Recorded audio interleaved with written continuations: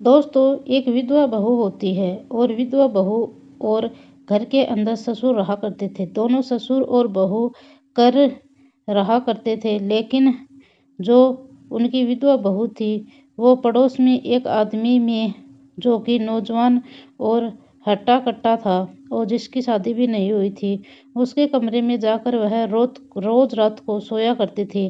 पड़ोसी के कमरे में वह सोने के लिए जाया करती थी, लेकिन ससुर है वह खूब समझाया करता था, लेकिन वह फिर भी नहीं मानती थी। और उसने कहा कि मेरा मन करेगा तो मैं वही करूँगी। और फिर उसके बाद ससुर है रात के समय में उस पड़ोसी के साथ सोती हुई बहू को कमरे में कुछ भी किया था। दोस्तों, जाहिर सी बात है वो सब कुछ देख रहा था। उसके बाद जाकर उसने कुछ ऐसा किया कि यकीनन आप सुनेंगे तो आपके भी पैरों तले की जमीन खिसक जाएगी। और यह कहानी जब लोगों के सामने आई तो इस कहानी को सुनने के बाद यकीनन उनके होश उड़ गए। आखिरकार दोस्तों, क्या मामला है और क्या लोट मैटर था और क्या बहू उस पड़ोसी के कमरे में जाकर विश्राम किया करती थी? पूरी कहानी जानिए, मैं आज आपको बताने वाली हूँ।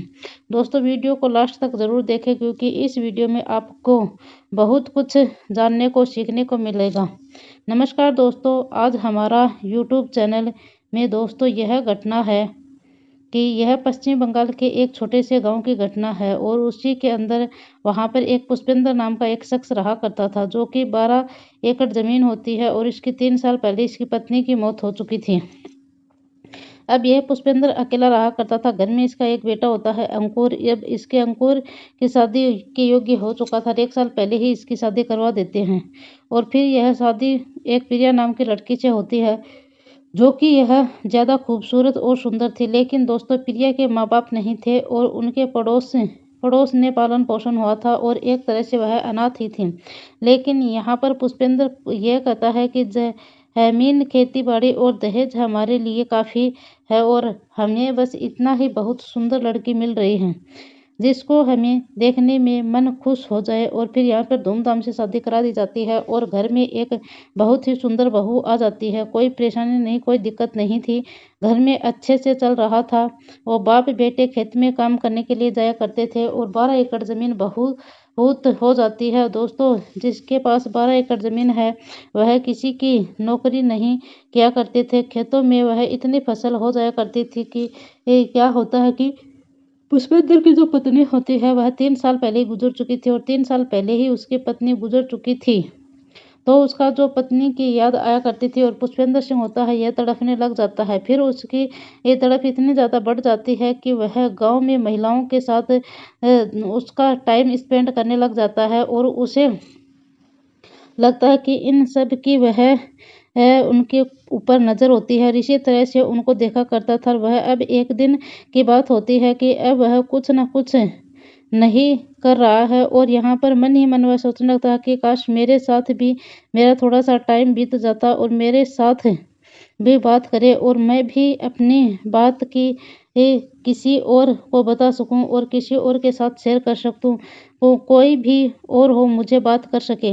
अब एक दिन का बात होती है। एक दिन में यह पड़ोसी में रहने वाला होता है कमला, पड़ोस में रहने वाली कमला होती है, जिसकी उम्र तकरीबन 32 से 34 साल के करीब होती है और यह एक छोटा बेटा होता है और उसके पति की मौत हो जाती है।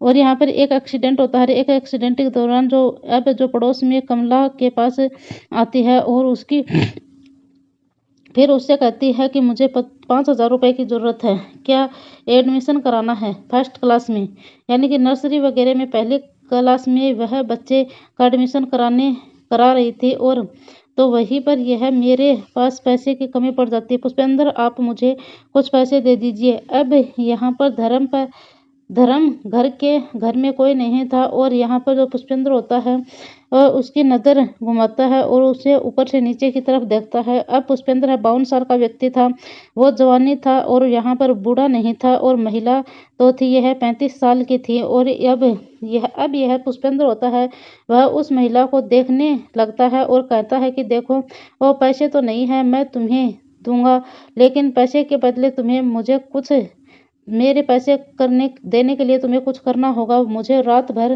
के लिए खुश करना पड़ेगा। अब तुम एक बात बताओ कि तुम्हारे पति को मौत हुए 3 साल गुजर चुके हैं, क्या तुमने कभी अकेलापन महसूस हो पाता है क्या, और क्या तुम्हारा मन लगता है? अब दोस्तों, वो महिला पड़ोसन कमला थी। वह उन सारी बातों को मन में सोचने लगती है, विचारती है और कहती है कि बूढ़ा हाँ तो सही कह रहा है, मेरा तो मन वाकई में ही नहीं लग रहा है। और दूसरी बात यह सोचती है कि बुजुर्ग की खुद की पत्नी भी नहीं है और अकेलापन है तो वह समझ समझ सकती है और कितना भी अकेलापन महसूस हो, और जितना मैं अकेली हूँ शायद यह भी उतना ही अकेला होगा। मगर फिर वो मन ही मन सोचने लगता है कि चलो कोई दिक्कत की बात नहीं है, पैसे लेती है और अकेलापन दूर करा सकती है, और अकेलेपन में ये मैं दूर कर दूंगी।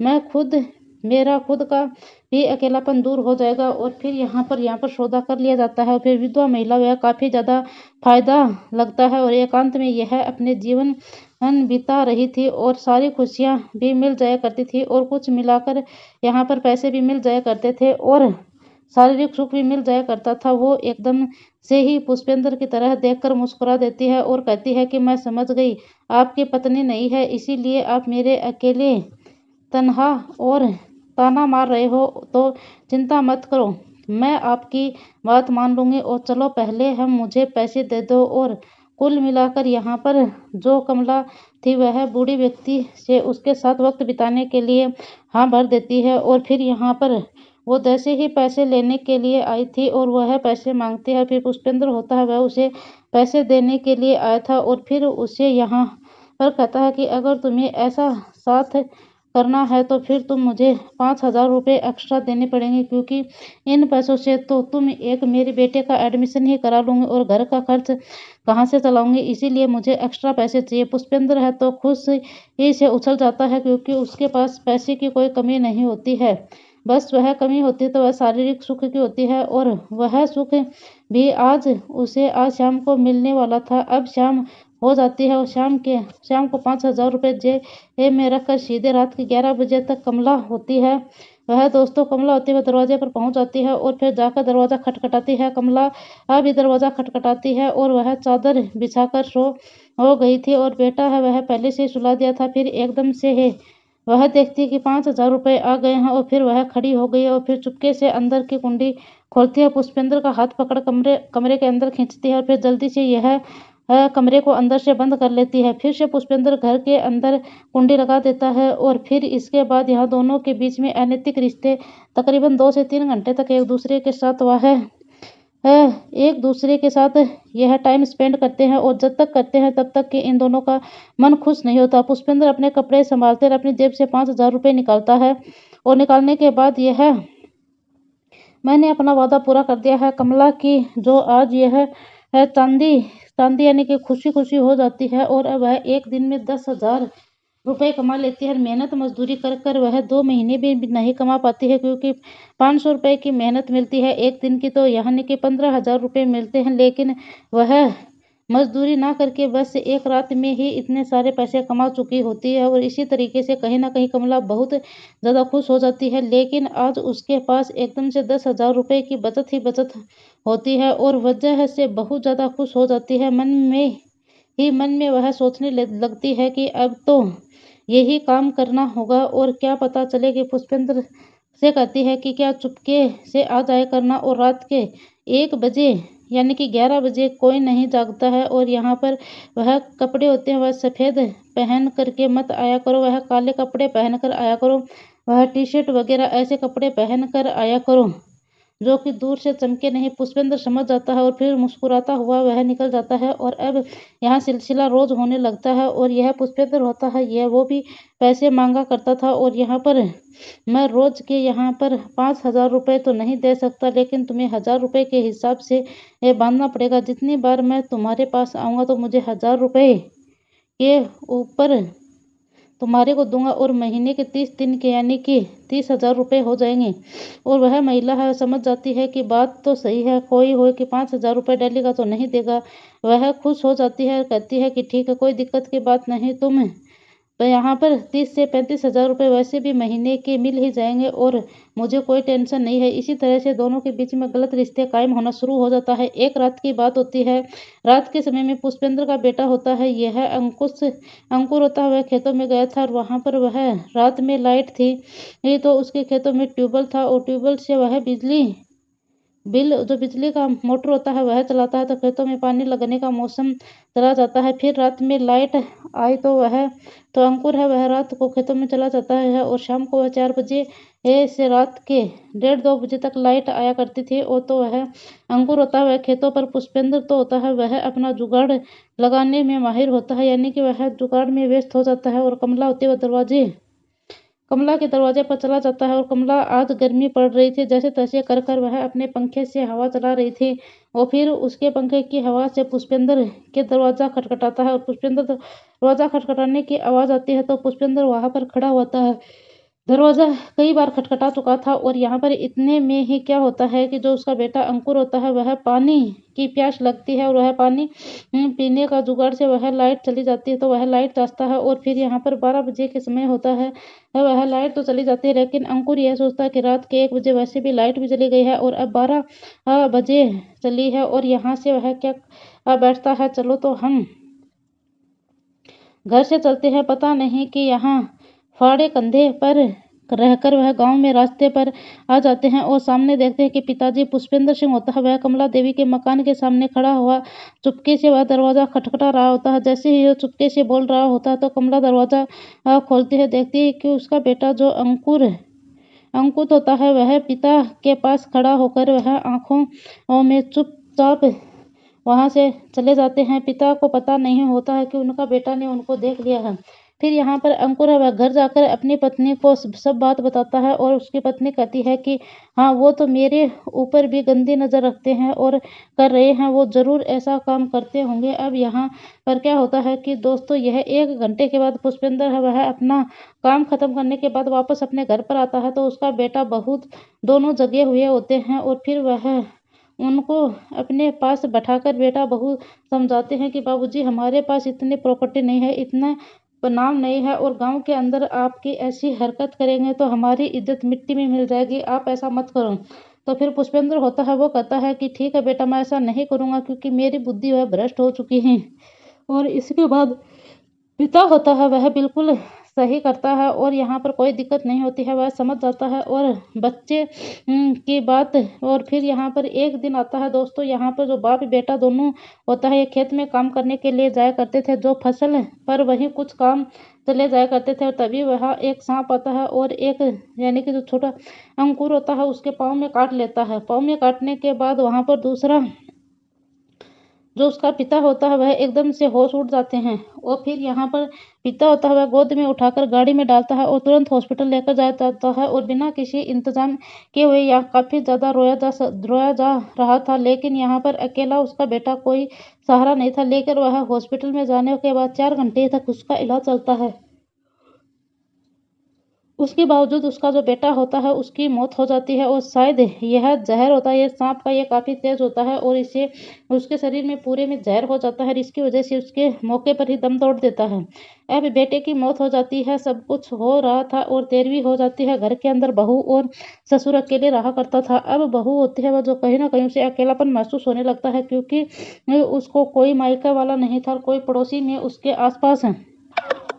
जैसे तैसे कर कर यह यहाँ पर अपना समय गुजार रही थी और अब 3 से 4 महीने का वक्त गुजर जाता है। अब पुष्पेंद्र यह सोचता है कि वह बाहर जाने की अब ज़रूरत नहीं है। अब वह उसकी बहू प्रिया ही उसके साथ अपने बिना उसके पति के होते उसका मन में अकेलापन होगा और अब मुझे उसके पति ये तो चाहिए होता है। आखिरकार वह एक साथी जरूर होना चाहिए और वह उसके ऐसे कर उसके मन में लालच आ जाता है। फिर वह उसके साथ अपना समय गुजारा जाए और बाहर जाने के बाद वह बेइज्जती हो सकती है, यहाँ पर लोग तरह तरह की बातें मनाएंगे।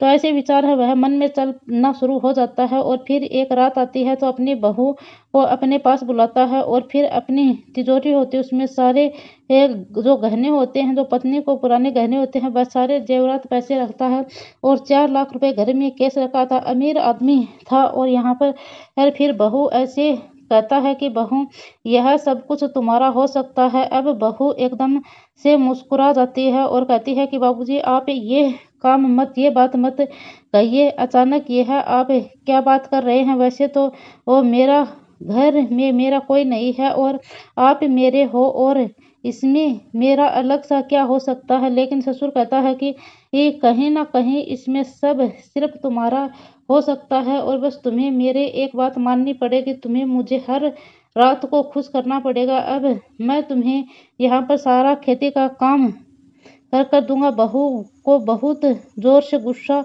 आता है और बहू गुस्से में आकर ससुर के मुंह पर थप्पड़ मार देती है। बाबूजी, आपने ऐसा क्या सोच लिया? क्यों सोचा? और ऐसी हिम्मत कैसे हुई आपको सोचने की? फिर इसके बाद यहाँ पर ससुर होता है, वो जो गुस्से में आ गई, उसके क्या कर सकता है? और फिर ससुर को भी बहुत ज़्यादा गुस्सा आ जाता है। उसके बाद वह सोचता है कि बहू अकेली तो है ही, वह इतनी धन दौलत पैसे देकर वो उसकी तरफ आ जाएगी, लेकिन बहू होती है वह अपनी तरफ नहीं आ सकती ही नहीं जाती है, और उसके बाद उल्टा मुंह पर तमाचा मार देती है। बाबूजी होता वह एकदम से शॉक्ड हो जाता है और यह क्या रिस्क देख लेता है, और उसके बाद यह सोचता है कि ये बहू उनके पैसों में आकर लालच में आ जाएगी और वह सब कुछ करने के लिए तैयार हो जाएगी। इसके बाद ससुर होता है, वह कहने लगता है कि मैं तुम्हें 1 रुपया नहीं दूंगा, और तुमने मुझे थप्पड़ मारा है। तो बहू कहती है कि मत देना। फिर भी ये उसके बाद यहाँ पर बहू जैसे तैसे कर वहाँ पर रहा करती थी। वहाँ पर समय गुजरता है और खाना बना दिया करती थी और थाली ससुर के सामने रख दिया करती थी। खाना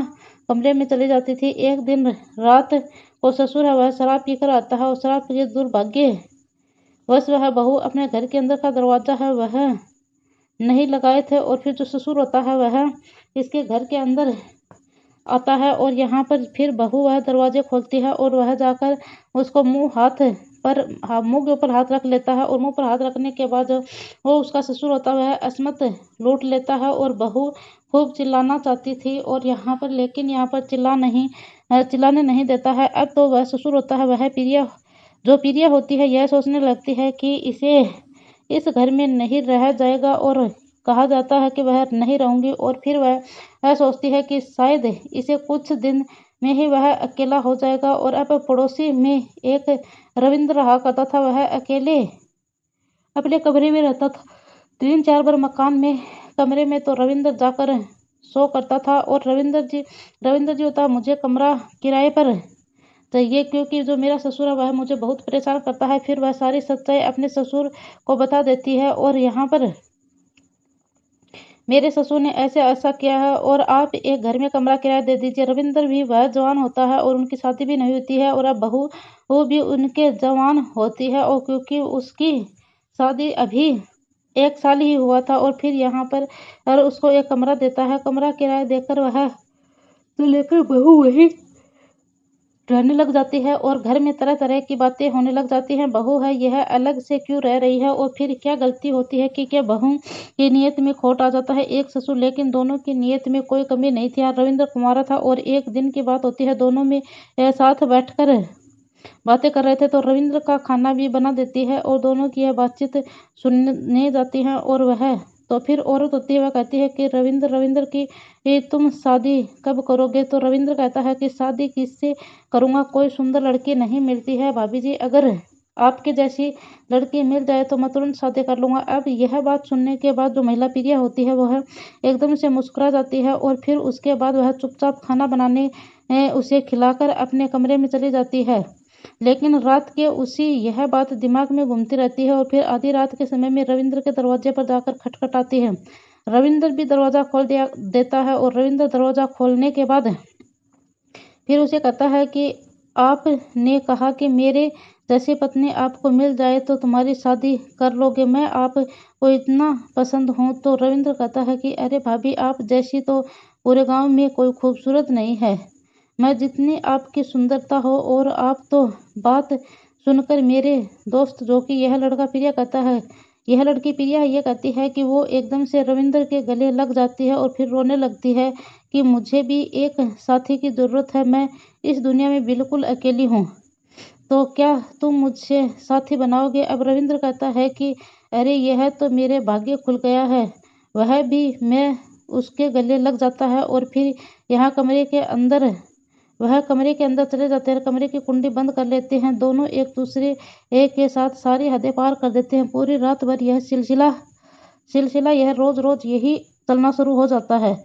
जिस कमरे में वो रहा करते थे वो कमरा था, और जो कमरे में वह रात के समय में वह टाइम स्पेंड करते थे, उसी कमरे में रास्ते की तरफ एक खिड़की होती है। अब खिड़की को लगी होती है और यहाँ कोई देख ना ले, और खिड़की में कोई पुराने जमाने की होती है, वह बड़ी धारियाँ होती हैं, और यह ऐसा कि यह टपेरी सी जुड़ी हुई होती है। और यहाँ पर आराम से एक कोई दूसरा व्यक्ति पति पत्नी साथ रह रहे हैं तो वह दोनों बातें क्या करते थे। और अगर यहाँ गांव में ज़्यादा परेशान करेंगे तो हम लोग शादी कर लेंगे, कोई दिक्कत की बात नहीं है। एक दिन की बात होती है कि जब यह ससुर है ये सब कुछ पता चलता है तो वह काफ़ी लालच महसूस होने लगता है, और वह समझ जाता है कि किसी ने यह बताया कि दोनों एक कमरे में सोते हैं। अब किसी ने उनके तरफ देख लिया होगा, और कैसे पता चलेगा। और अब ससुर वह अब सब सच्चाई बता देता है। ससुर यह सुनकर बहुत ज़्यादा गुस्सा आता है, और गुस्से में ससुर सोचने लगता है कि मेरी ना तो हो सकती तो किसी और की भी नहीं हो सकती, और जिसने हमारी बहू पर हाथ डाला है मैं उसे जिंदा नहीं छोड़ूंगा। अब पूरी प्लानिंग कर ली जाती है। एक दिन वह खेत से सर पर लाकर अपने चारे की डकरी को रख देता है, और लेकिन वह तभी रास्ते में एक सपेरा होता है, वह मोहन मिलता है। मोहन सपेरे को वह बीन बजाने वह झाड़ियों से सांप पकड़ता है, और एकदम से वह अपनी चारे की गठरी वह पेड़ की छांव में नीचे रख देता है और तमाशा देखने लग जाता है।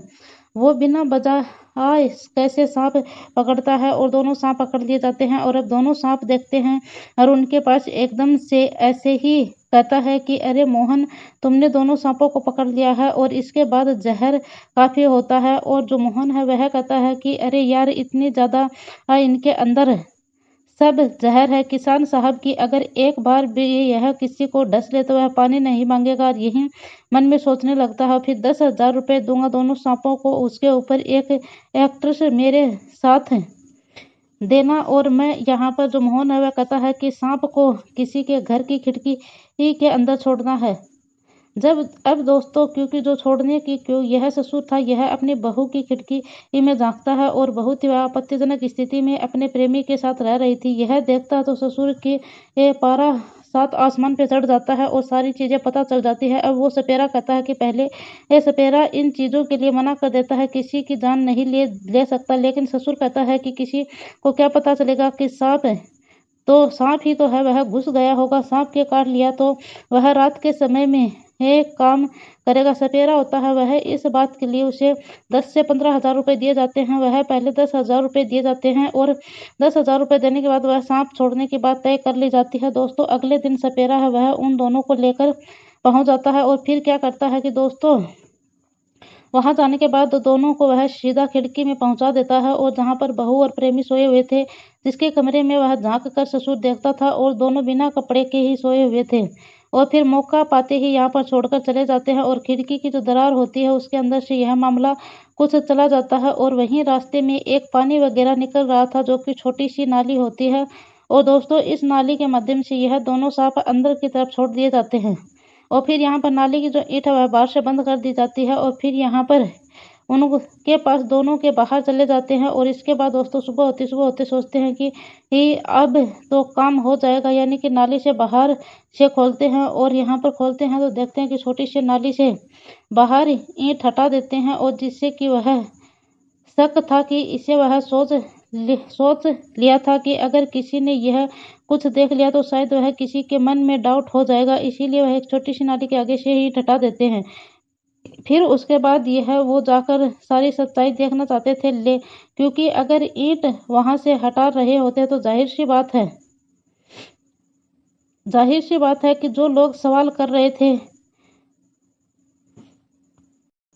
लोग सवाल जवाब करते हैं। अब इधर से जो जाहिर सी बात है कि कोई जानने वाला था नहीं, तो अब क्या होता कि दोस्तों कि वो ऐसा करता कि उनके बाद इंतज़ार करता कि अब सुबह है उन पड़ोसियों के पास उसका दोस्त आ जाता है, और दरवाज़ा अंदर से नहीं खुलता है, तो दीवार फाँक कर वह अंदर जाता है। तो अरे नरेंद्र, कहाँ कहाँ हो तुम? हो रविंद्र, कहाँ हो? मुझे कुछ काम के लिए चलना है। अब वो अंदर जाकर देखता है तो अंदर ये रविंद्र होता है। इसके गर्दन के ऊपर सांप ने काट रखा था और उसकी प्रेमिका पड़ोसन विधवा महिला होती है। उसके प्राइवेट पार्ट के पास कई जगह पर सांप ने काटा था और इसी तरह वह मृतक पड़े हुए थे। मुंह में उनके झाग निकल रहे थे। पुलिस को बुलाया जाता है। पुलिस आती है, दोनों की लाश को काबू में लेती है और वहीं पर कोने में एक सांप मिलता है। उस सांप का पता नहीं था, वह एक गायब हो जाता है। शायद यह नाली से बाहर निकल गया है। तो पुलिस है उस सपेरे को बुलाकर उस सपेरे को वापस बुलाया जाता है और वापस बुलाने के बाद उस सपेरे को वापस सांप भी ले जाए जाते हैं और वह सभी लोग घर के अंदर वह सांप घुस गया था। लेकिन दोस्तों 3-4 दिन का वक्त गुजरने के बाद जब पोस्टमार्टम की रिपोर्ट आती है तो सांप के काटने का जहर नहीं निकलता है। 3-4 दिन गुजर जाने के बाद एक आदमी पुलिस थाने में पहुंचता है, कहता है कि साहब वाकई में ही सांप वहां था, यह मैं जानता हूं, लेकिन कैसे हुआ? पुलिस पूछती है कि कैसे हुआ कि यह? फिर वह बताता है कि उस घर के अंदर बहू महिला जो पड़ी थी वह पड़ोसी के ही एक आदमी की बहू थी और उसने अपने बेटे की पत्नी ससुर को छोड़कर इसके साथ रहने लगी और गलत रिश्ते बनाती थी। उस आदमी को मैंने एक सपेरे के साथ देखा था और वह घर में एक नाली होती है, इसकी खिड़की के नीचे उसने सांप छोड़ते हुए भी देखा था। उसी समय मैंने शराब पिया था और कुछ समझ नहीं आ रहा था और यह लोग क्या कर रहे हैं। मैं सोच रहा था कि यह मजे ले रहे होंगे, लेकिन सब मुझे जब होश आया तो तब जाकर मुझे पता चला कि इन लोगों ने सांप छोड़ दिया है।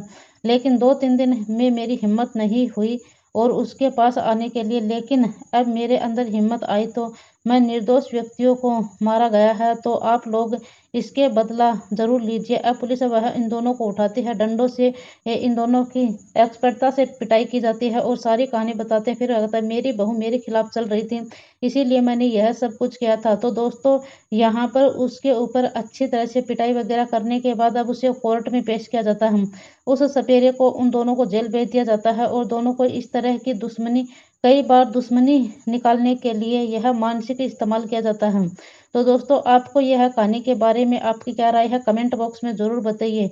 और जो उस औरत ने अपने ससुर के साथ किया कि वह बहुत सारी प्रॉपर्टी थी, 12 एकड़ ज़मीन थी, अगर कोई बच्चा भी हो तो वह सारी प्रॉपर्टी को वश में करना चाहता था और फिर भी यह 52 साल का ससुर होता है, यह उसे शादी कर लेनी चाहिए थी क्या नहीं चाहिए थी, या फिर उसके पड़ोसी के साथ वह जो गरीब था जिससे सिर्फ वह पास के ही घर में था और ना ही उसके पास खेत होता है ना ही खलियान होता है, उस औरत ने सही किया क्या गलत था, यह अपनी राय कमेंट बॉक्स में ज़रूर बताना। तो दोस्तों इस कहानी का सुनाने का उद्देश्य मेरा किसी की भावनाओं को ठेस पहुंचाना नहीं है, ना ही किसी का दिल को आहत करना है, बस केवल आपको सतर्क करना है, आपको जागरूक करना है। तो दोस्तों कल मिलेंगे फिर और एक नई कहानी के साथ, तब तक के लिए दोस्तों जय हिंद, वंदे मातरम।